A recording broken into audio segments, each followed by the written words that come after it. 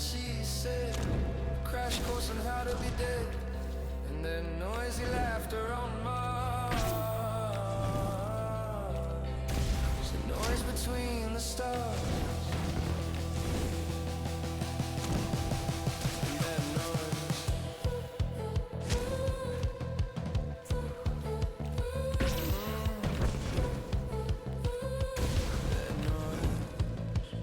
Between the stars, oh, that noise, oh, that noise, oh, that noise between the stars.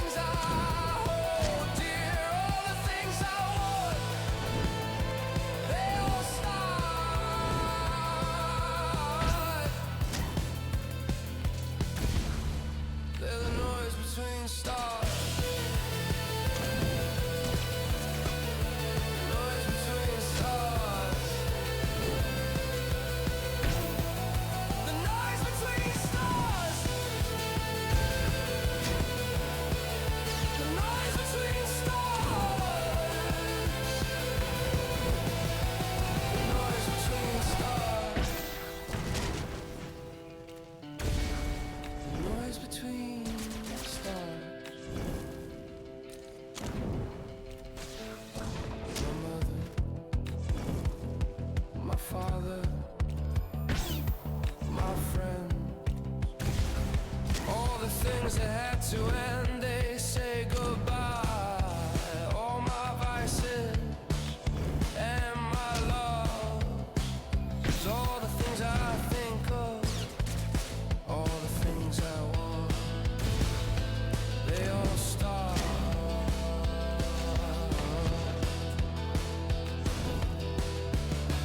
They're the noise between the stars. The noise between the stars.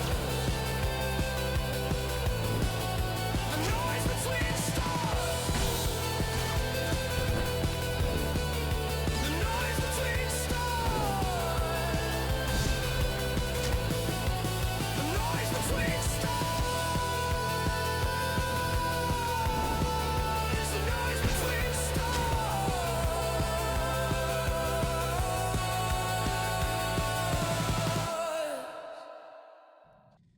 Hey guys, so this is continuation of the series of doing class guides. Today is Pyro PT. I'm gonna start with some stats, so the critical alacrity and all that good stuff. This is what I run. This is fine too. Um, I'm a very unlucky person when it comes to crits, so I'll run something like this. Um, in plants, you want Shock Trooper and Mando armaments. However, you can also run Berserker's package instead of the Mando armaments. The 3% extra damage is nice whenever you're cleaving and doing stuff like that, because that's 3% extra damage on everything that you hit. But Mando armaments is safer because the 6% extra damage you take with Berserkers, um, weaker healers can't deal with that because you're already going to be taking a lot of damage. Excuse me. Tactical we use is flame dissipation. For the most part, some people like to use superheated fuel, so that will make your explosive fuel have 50% extra crit instead of just the 25. They nerfed it pretty hard, but flame dissipation is what most people use for a straight 10% flame attack damage. We use focus ret and serendipitous assault. The stim that I use, the adrenal I use is crit. Like I said, I'm very unlucky when it comes to crits. But if you're luckier or whatever, you can use a attack adrenal. Like you're not gonna fail because you use attack adrenal. Like this is just this is just what works for me, right? Um, for okay, so for the skill tree, we go to uh on level 23 we go heat stroke. So this stacks up to 4 times, and everything that procs your gas cylinder, which is going to be your rapid shots, your flaming fist, your rail shot that applies it sometimes, your flame sweep, and your flame burst, which this is the move you'll be spamming the most, is your flame burst. All that stuff is going to do more damage, and especially whenever you're flame sweeping and hitting multiple things, your gas cylinder is going to be applied to all of them, and applied multiple times and ticked depending on how many times you spam it, right? So it just stacks up to 4 times, ridiculous amount of free damage. You may as well take it. Um, Something to keep in mind for your class with one of the important passives is you vent to heat every 1.5 seconds. So yeah, that helps, especially whenever you use your immolate and get your free flame burst hit.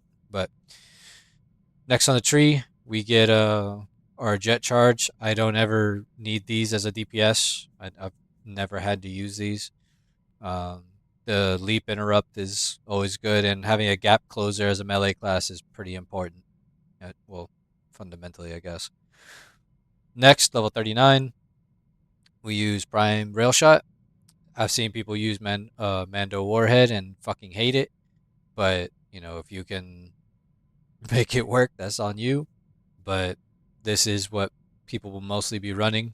It's considered best in slot. For level 43, this one is dependent on your fight. Um, for the most part, you'll be taking Boiling Point. So you see how your thermal yield will stack up to 5 times depending on your damage that you're taking. If you pop your Kolto, you'll see that Boiling Point improves your next thermal yield or Sonic Missile, right? So if I hit this right here after hitting my Kolto, this will stack up to 6 times instead of just 5, which is a pretty significant damage increase. If you use your Kolto and then Sonic Missile, you'll do like a small AoE heal and get like 10% DR.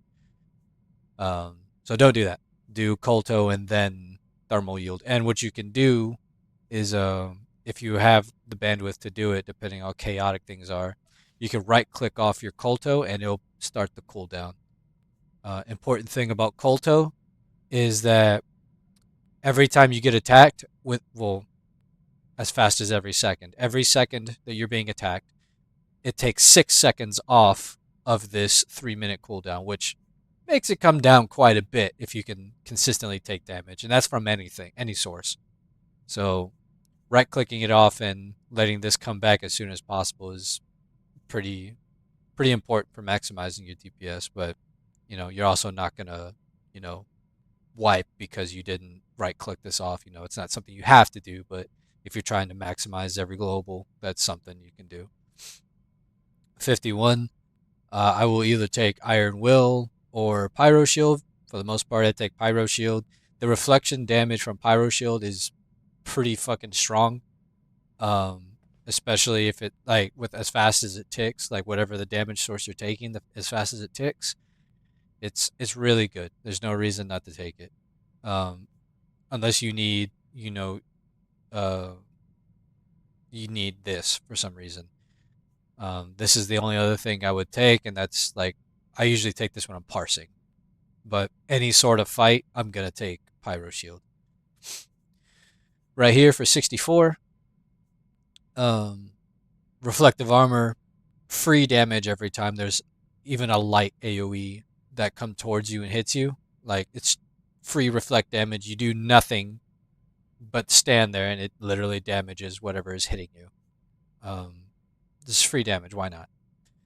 Hitman's your AOE DR. Yeah, it reduces your cooldown or quell by 2 seconds, but that's 18 to 16 seconds. Okay.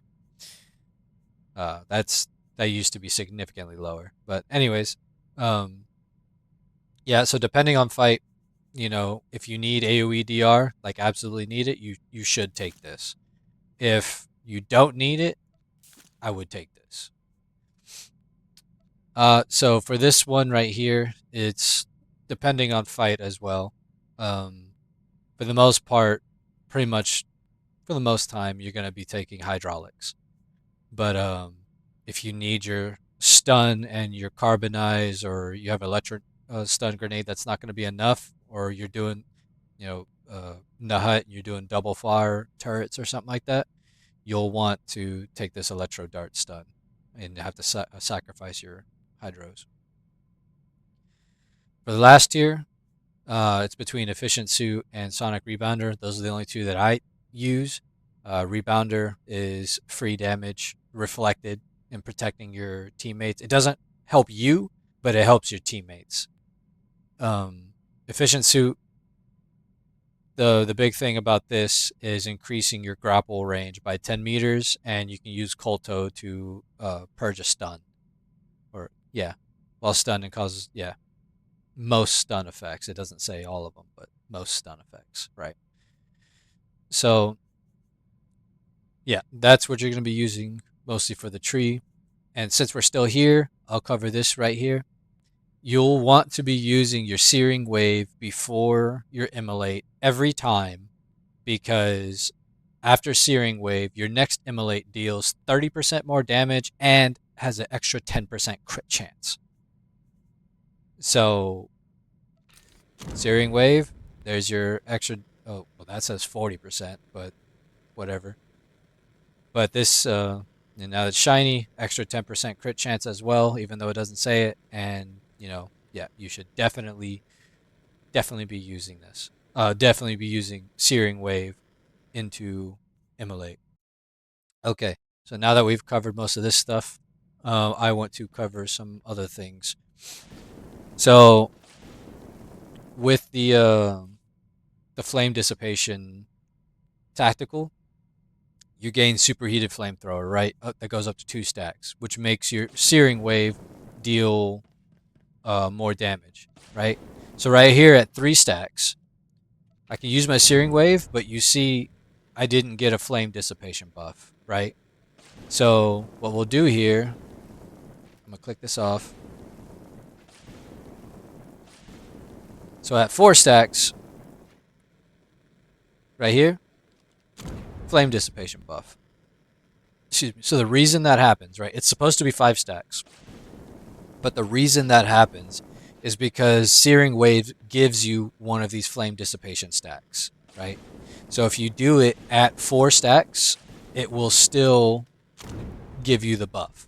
5 stacks will give you the buff as well, but anything less than 4, you lose out on your, what is it, like 10% flame damage? Yeah, 10% flame damage, right? Which is pretty important, right? Another thing, your explosive fuel windows. Every time you use explosive fuel should be right before you hit Immolate, at least for single target, right?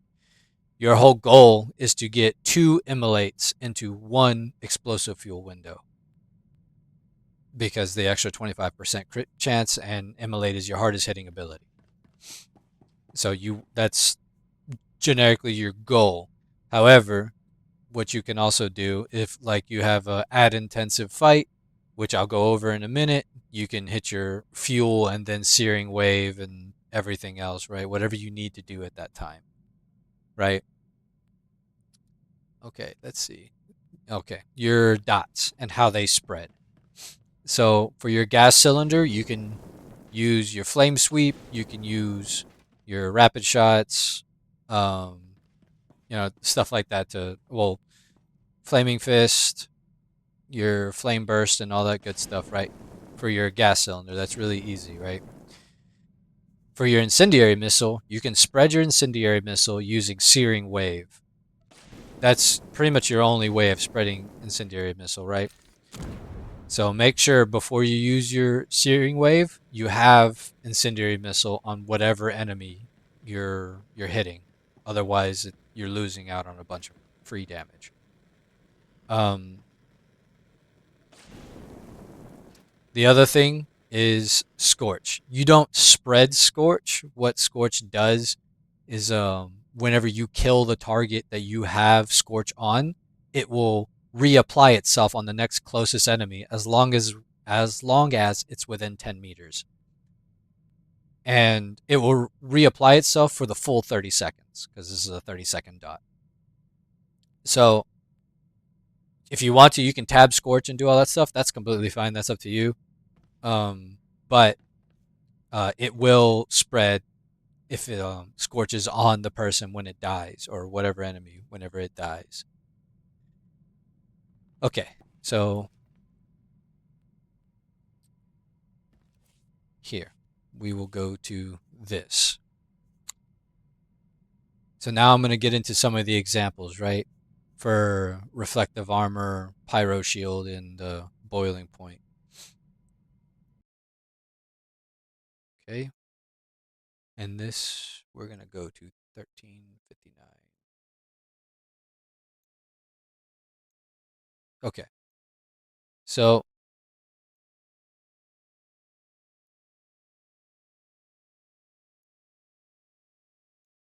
I want you to see, right? I popped my Colto. Let me widen this. I popped my Colto right here, right? And then I hit my boiling my thermal yield. Sorry, yeah, my thermal yield in order to consume the boiling point, right? And so now you see that I'm getting hit, right? And it's stacking.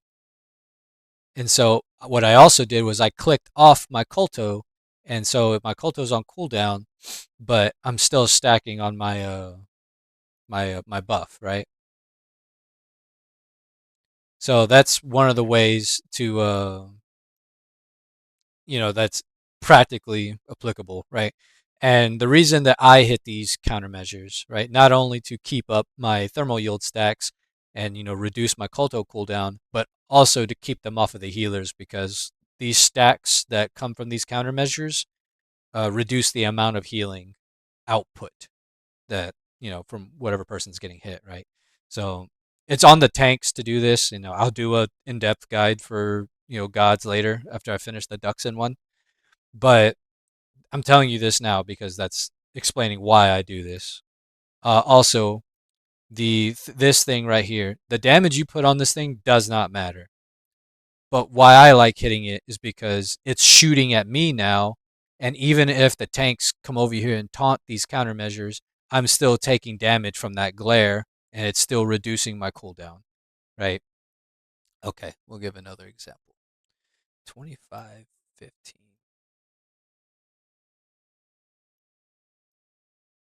Okay, so right here, right?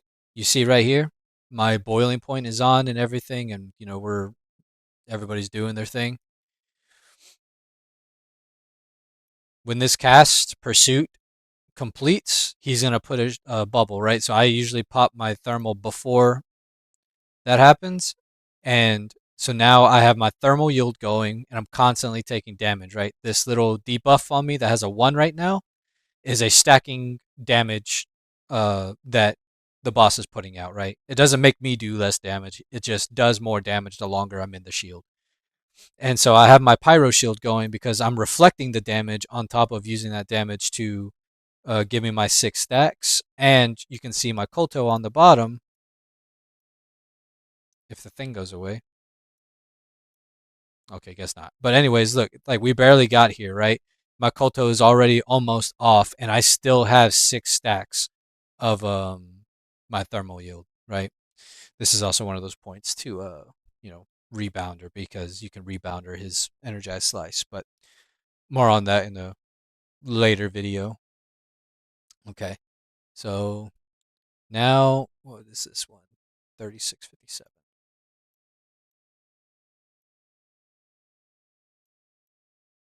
Okay, so for efficient suit and the Terminator droid, right? They nerfed the range of this, so it's not 30 meters anymore. It's 10 meters, and it doesn't reduce the accuracy of enemies and slow them as much as it used to. I'm pretty sure it was more. I know they definitely reduced the range from 30 to 10 meters. And for the 10-meter grapple, right? So how this helps in raids like this one, right? It's super situational, right? So for these guys right here, um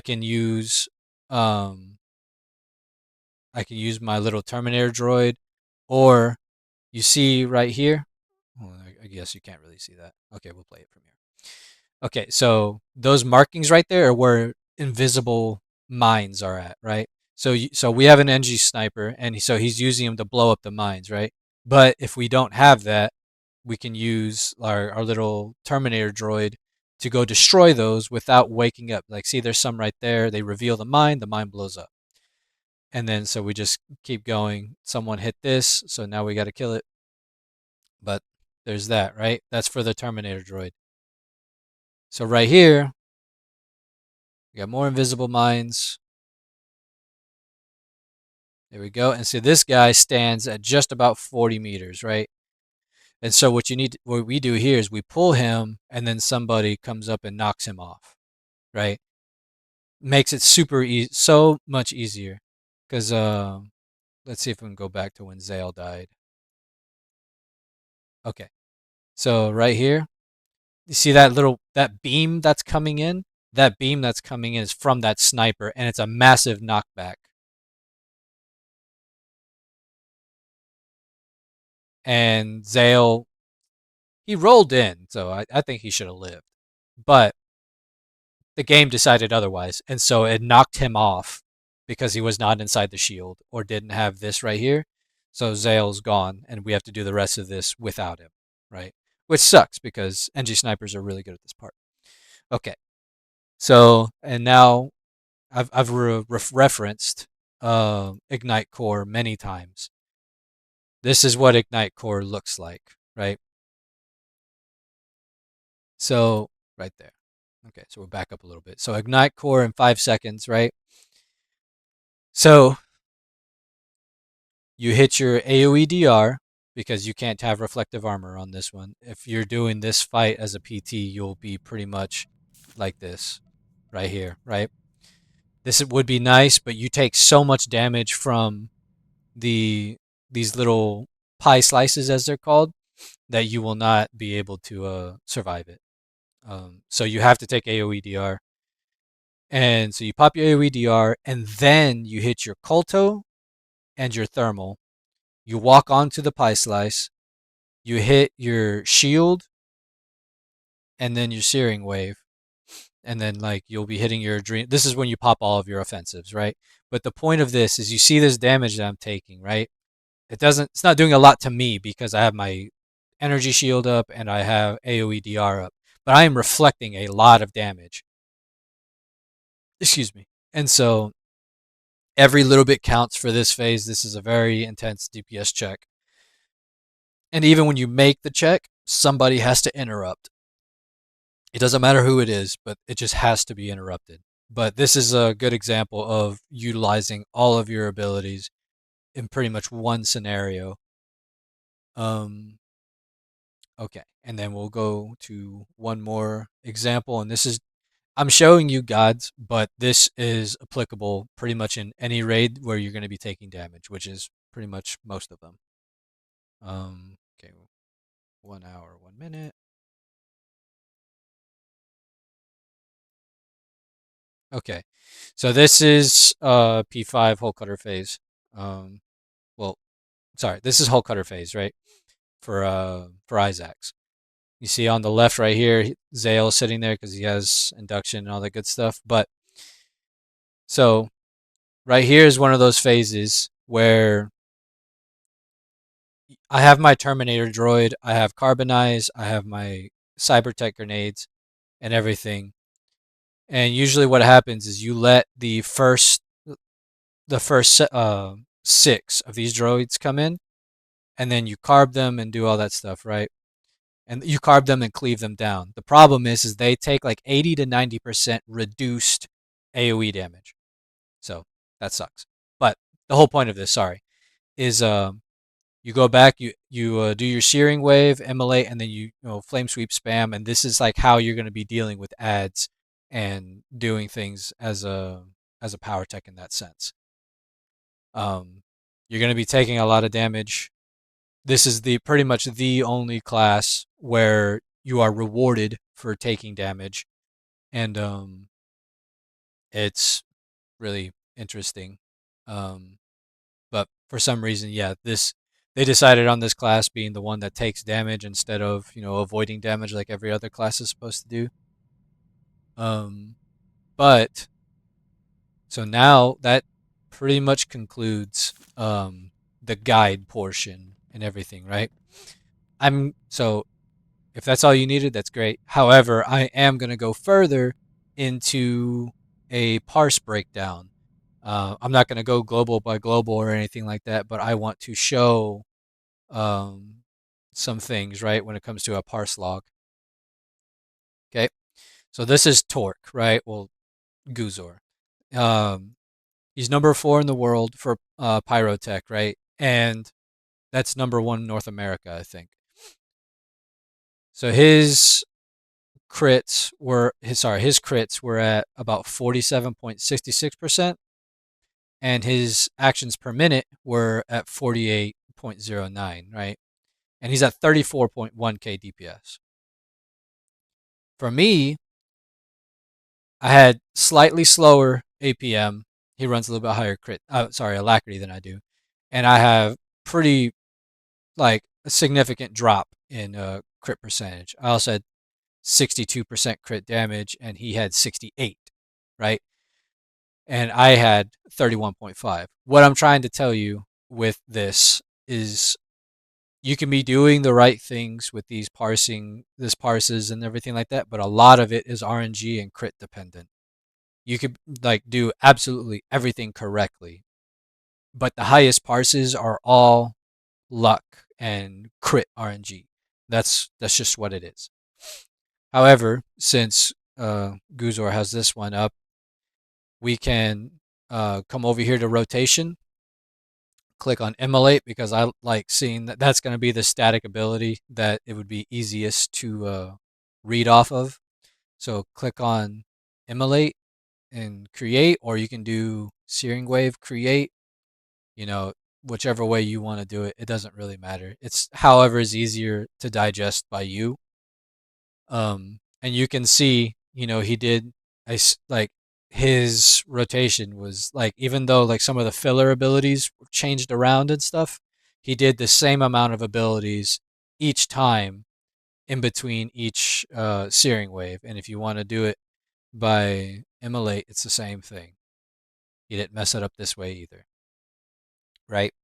So I just kind of wanted to go over that and because I don't know how many people are gonna sit here and try to parse and try to get like closer numbers or anything like that. Mine's probably easy to beat, but this guy's fucking number 4 in the world. But anyways, so you can click on a analysis tab and you can see his stats compared to everybody else. Um, Heat stroke 100% of the time, which is obviously what you should be going for. Searing wave had 2 activations of superheated fuel a superheated flamethrower, which is this thing right here, like just like that. Um, and that was 100% of the time. 21 of 21 times, which is what you're going for. Another thing I want to approach is, he did his thermal yield and everything, right? It was at 1 stack for each of the 5 times that he used it, right? His damage numbers for 34.1k is with him only staying at 1 stack. So parsing is very disingenuous to what Powertechs can actually do. Powertechs can, stack this up to 6 times. They can reflect with Pyro Shield. They can reflect with reflective armor and all that good stuff, and then, boiling point. And there's a bunch of ways to increase your damage, and that's not including cleave and stuff like that, right? So don't take this as Powertech's cap out at 34.1. They absolutely do not. They can go anywhere higher, depending on the fight.